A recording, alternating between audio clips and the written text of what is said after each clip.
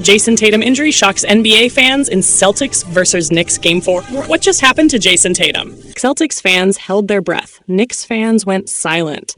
And NBA Twitter, full meltdown. With just 3 minutes left in Game 4 of the Eastern Conference semifinals, Jayson Tatum collapsed on a non-contact play, grabbing at his right lower leg in obvious pain. Moments later, he was wheeled off the court, unable to put any weight on his foot. Was it cramps? A strain? Or the 3 words no athlete wants to hear? Torn. Achilles. Tendon. Let's break it down. The moment it happened, Boston was trailing the New York Knicks 114-107. Tatum lunged forward for a loose ball, no contact, no foul, and suddenly buckled. He hit the floor, clutching his lower right leg, and couldn't get back up. Replay showed the classic Achilles injury signs: the sudden drop, no contact, the look on his face. And then came the wheelchair. Jayson Tatum, who had 42 points, 8 rebounds, 4 assists, 4 steals, 2 blocks, had just played one of the greatest playoff games of his career. And now, it might be the last we see of him for the season, or longer. Social media explodes. Fans, players, analysts. No one saw this coming. Skip Bayless posted, "That was a masterpiece performance. What a brutal twist." Al Horford, Jaylen Brown, and Derrick White all said the same thing. Forget Game 5. We just want Jayson to be okay. Tatum was on a historic playoff run. He's led the Boston Celtics in every major stat this postseason.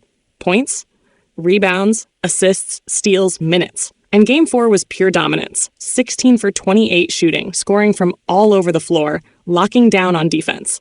He was on pace to join Bird, Barkley, and LeBron as the only players to average over 25 points, 10 rebounds, 5 assists, and 1.5 steals in a playoff run. That kind of performance, and then this, unreal.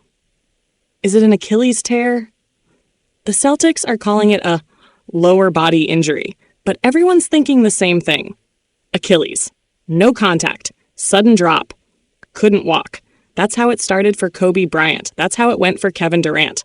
9 to 12 months of rehab if it's confirmed. MRI results are due Tuesday morning. If it's a tear, Tatum's not just out for the playoffs. He could miss half of next season, too. What it means for the Celtics, Boston's now down 3-1 in the series. Historically, teams in that hole, only 13 have ever come back to win. Game 5 is at TD Garden, but without Tatum, the weight falls on Jaylen Brown, Derrick White, and Kristaps Porziņģis. They've done it before. Boston went 9-2 this year without Tatum, but not in the playoffs. Not against this version of the New York Knicks. The next man-up mentality coach Joe Mazzulla says it best: we trust the character of this team. Expect big minutes from Malcolm Brogdon, Peyton Pritchard, and maybe even Sam Hauser. Game plan? Slow it down. Attack the paint. Clamp down on defense. Pray Jaylen goes nuclear. That's the formula. What's next? MRI on Tuesday. We'll confirm if it's an Achilles tear. Game 5 strategy. Shift to ISO-heavy offense around Brown and White. Long-term plans. If Tatum's out for the year, Boston may need to rethink the roster for next season.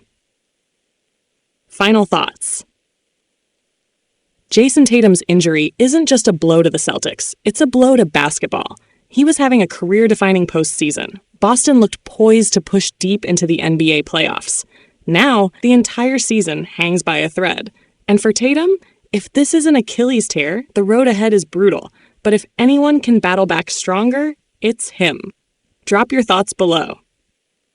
Is this the end of the Celtics' title run? Can Boston win Game 5 without Tatum? Or are we about to witness the most epic comeback of the postseason? Like? Subscribe? We'll have the latest Tatum injury update as soon as the MRI drops. Stay locked in.